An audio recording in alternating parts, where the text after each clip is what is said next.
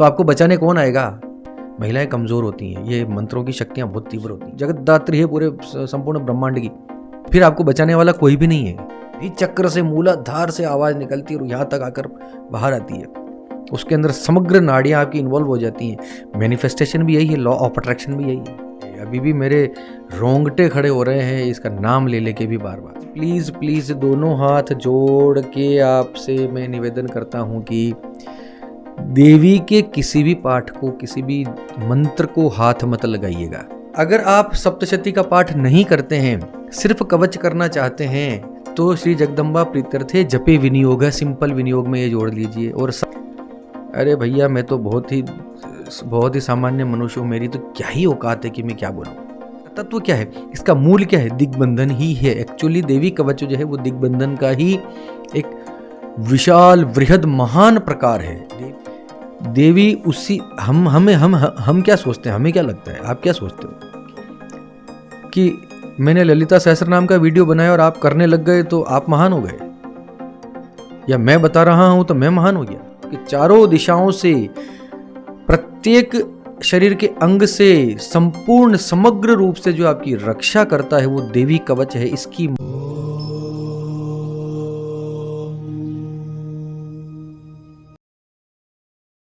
अमोघ शक्ति देखने वाले सभी दर्शकों को पंडित अखिलेश ओझा जी का प्रणाम, नमन।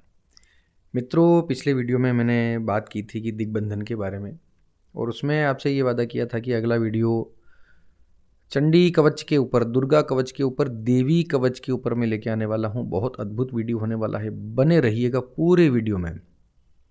हो सकता है ये बातें आपने कहीं सुन रखी हों, लेकिन मुझ में थोड़ा अंतर ये है कि मैं ना बीच बीच में कुछ ऐसी बातें समझाने का प्रयास करता हूँ जो बहुत काम की होती हैं या कोई दूसरे कहीं और सुनने को नहीं मिलती। हमारे गुरुजी का इतना आशीर्वाद है, ऐसी ऐसी बातें उन्होंने मुझे बता रखी हैं कि जितना मुझे याद रहता है, मैं रैंडमली बोलता हूँ, कोई मेरे पास कोई स्क्रिप्ट नहीं होती, तो इतना तो आपको थोड़ा सा मुझे सहन करना पड़ेगा। देवी कवच, दुर्गा कवच, चंडी कवच, एक ही स्तोत्र के नाम है, एक ही कवच के नाम है। मार्कंडेय पुराण में इसका उल्लेख आता है। महर्षि मार्कंडेय ने ब्रह्मा जी से पूछा कि भगवान ऐसा कुछ उपाय बताइए रक्षा के लिए, चहुं ओर से नकारात्मक शक्तियों से बचाव के लिए ऐसा कोई साधन बताइए जिससे हमारी हर प्रकार से रक्षा हो सके और जगदम्बा की प्रीति हमें प्राप्त हो सके, जगदम्बा का स्नेह, ममता, वात्सल्य हमें मिल सके। तो ब्रह्मा जी ने उन्हें ये चंडी कवच सुनाया। एक ही बात है, आप कंफ्यूज मत होइएगा। चंडी कवच भी बोला जाता है, देवी कवच भी बोला जाता है, दुर्गा कवच भी बोला जाता है। जो दुर्गा सप्तशती के स्टार्टिंग में आता है देवी कवच जिसे हम बोलते हैं, कवच, अर्गला, कीलक, 3 तरह के पाठ है ना, उनमें से जो कवच है वो यही, उसी की बात कर रहा हूँ। तो ब्रह्मा जी ने उन्हें एक अद्भुत साधन बताया, अद्भुत कवच बताया, अद्भुत रक्षा स्तोत्र बताया। स्पष्ट रूप से ये कहा कि ये अत्यंत गोपनीय स्तोत्र है, अत्यंत गोपनीय कवच है, इसे यूं ही हर किसी को नहीं बताना चाहिए। अब कई लोग ऐसा कमेंट करेंगे कि जब इतना गोपनीय है तो आप YouTube पे क्यों बना रहे हो। एक बात कहूँ आपसे, बड़ी कमाल की, हमारे गुरुजी कहते थे कि जो व्यक्ति का समय सुधरने वाला नहीं होता ना, या जिस व्यक्ति को अकल नहीं आनी होती, वो व्यक्ति को आप कितना भी उपाय बताओ, उसको कितना भी पकड़ पकड़ के लेके आओ, उसको कितना भी ज्ञान पिलाओ, वो नहीं सुनेगा, वो दूर भाग जाएगा, क्योंकि उसका टाइम ही सुधरने वाला नहीं है। जिस व्यक्ति ने अक्षरशः उपाय करना स्टार्ट कर दिया, जिस व्यक्ति ने, जैसे आपकी कोई कुंडली में कोई समस्या है और आप मेरे पास अपना प्रश्न लेकर आए, आपको विश्वास था इसीलिए आए, आपने इतने भरोसे के साथ मुझसे कुछ पूछा, मैंने आज तो मैंने उसी बात का आपको उपाय बताया, समाधान बताया। पता है आपको, कुंडली देख के जब हम उपाय बताते हैं ना, हमें पता होता है कि ये व्यक्ति उपाय नहीं करेगा, क्योंकि इसका टाइम ही सुधरने वाला नहीं है।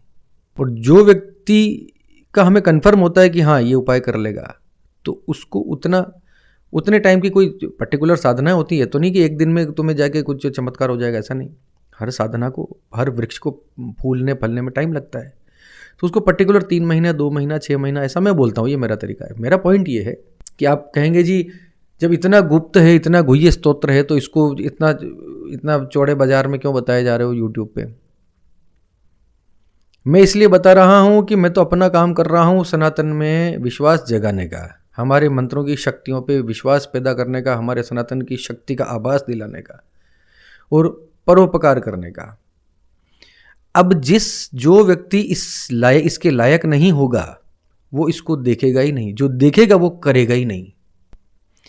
देवी उसी हम क्या सोचते हैं, हमें क्या लगता है, आप क्या सोचते हो कि मैंने ललिता सहस्त्रनाम का वीडियो बनाया और आप करने लग गए तो आप महान हो गए, या मैं बता रहा हूं तो मैं महान हो गया, या आपने देवी कवच अब कल से ये वीडियो देके कल से स्टार्ट कर दिया तो कोई आप में कोई विशेष बात आ गई कि मैंने बता दिया तो मैं कोई तोपची हो गया? नहीं। ईश्वर भी किसी न किसी को माध्यम चुनता है। मुझे माध्यम चुना होगा, आपका समय सुधरने वाला होगा तो देवी आपको पिक करेगी कि आजा बेटा तू मेरी भक्ति में आ जा। देवता पर्टिकुलर एनर्जी आपको उठाएगी, आ जाओ भैया तुम्हारा टाइम अब सुधरने वाला है, वीडियो तुम वीडियो पहुंचा दिया, अब तुम देखो और शुरू करो। देवता हमें चुनते हैं कि हम कौन सा मंत्र जपें, हमारा तो बताने का काम है महाराज, हम तो सब बताएंगे। कभी मौका पड़ गया तो शमशान सिद्धि के बारे में भी बताएंगे। तो अति गुह्य स्तोत्र ब्रह्मा जी ने मार्कंडेय महर्षि को कहा। इसके छंद अनुष्टुप है, ऐसे विष्णु सहस्त्रनाम अनुष्टुप छंद में बहुत कॉमन छंद है। संस्कृत का एक लयात्मकता है छंद की, अनुष्टुप की। 24 इसमें पार्टिकल्स होते हैं।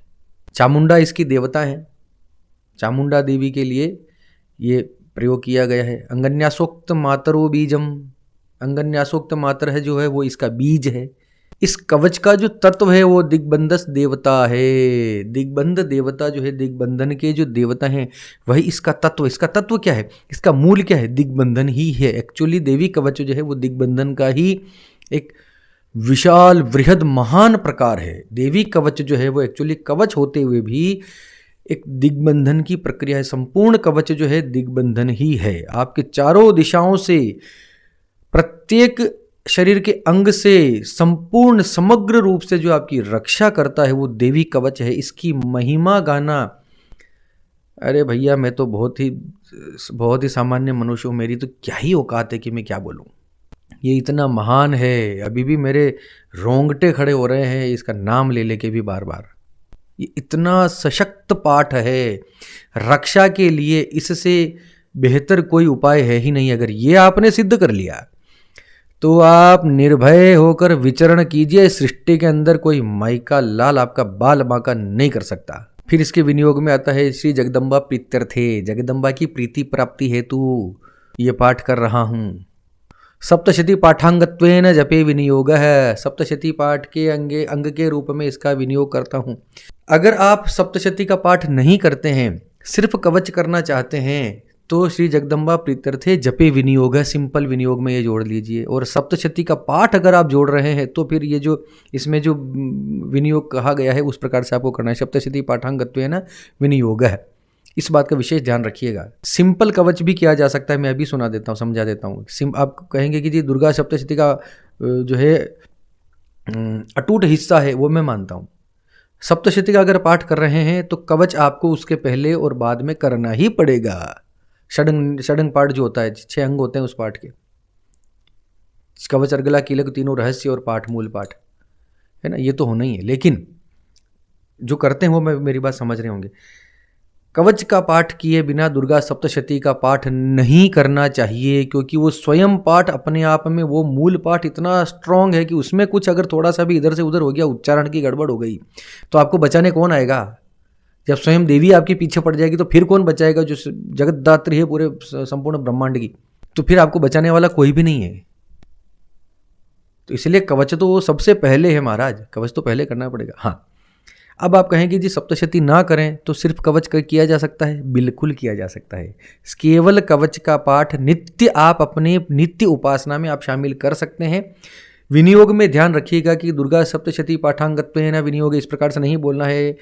सिंपल श्री जगदम्बा प्रीत्यर्थे जपे विनियोग है, दुर्गा सप्तशती पाठांगत्व है ना, इसको हटा देना, इससे मत बोलना विनियोग के अंदर, जो संकल्प लेते हैं हाथ में जल लेके। ठीक, तो कवच का पाठ आप अपने जीवन में करना स्टार्ट कर दीजिए कल से। पहली शर्त सबसे बड़ी, उच्चारण।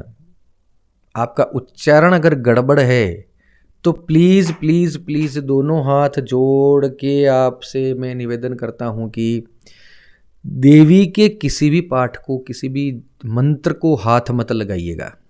दूर से हाथ जोड़िए, प्रणाम कीजिए, गुड़हल के पुष्प चढ़ाइए, इत्र चढ़ाइए, पूजा कीजिए, पैदल यात्राएं कीजिए और किसी प्रकार से तपस्याएं करिए, भूखे रहिए, जैसा ठीक लगे।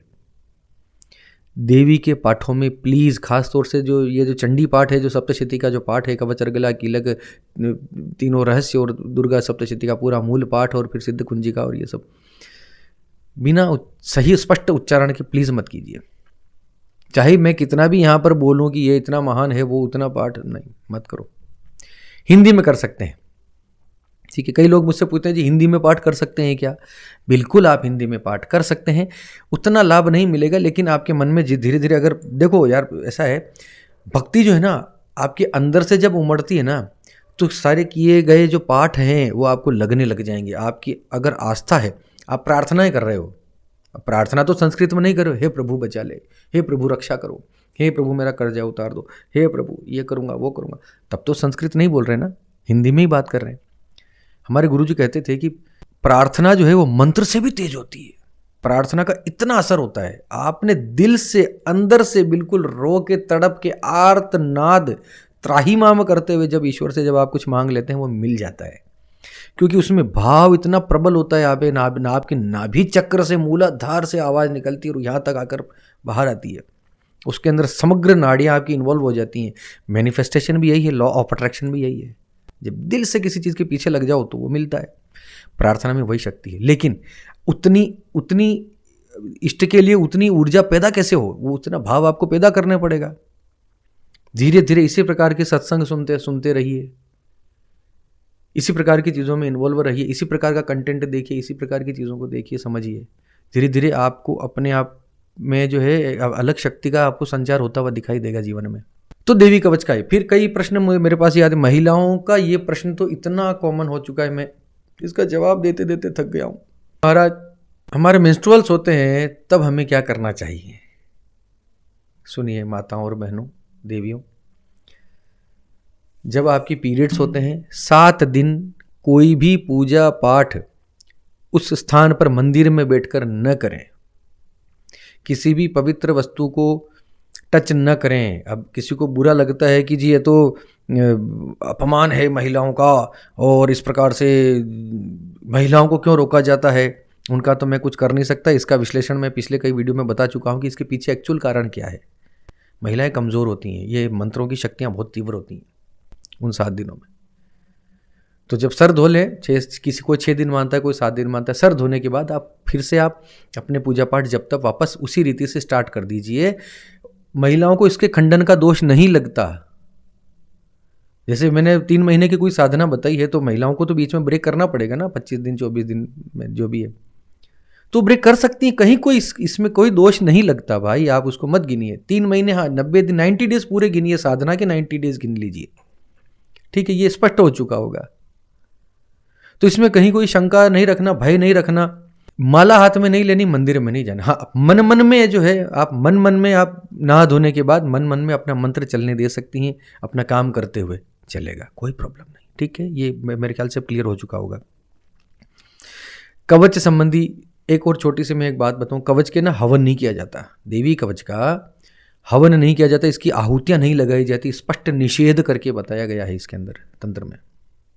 तो देवी कवच की जब आप साधना करते हैं, जब उसको सिद्ध करने की प्रक्रिया में आएंगे, इससे अगले से अगला वीडियो, क्योंकि ये वीडियो खुद इतना लंबा हो चुका है तो इस वीडियो में मैं देवी कवच की महिमा का वो नहीं करूँगा, लेकिन अगले 2-3 वीडियो अब इसी पे आने वाले हैं। तो कवच में हवन नहीं किया जाता, इसकी हवन की आहुतियाँ नहीं जाती, इसकी सिर्फ और इसकी संख्या का भी कहीं उल्लेख नहीं है, तो उसके बारे में भी हम साधना पक्ष में तीसरी वीडियो में बात करेंगे।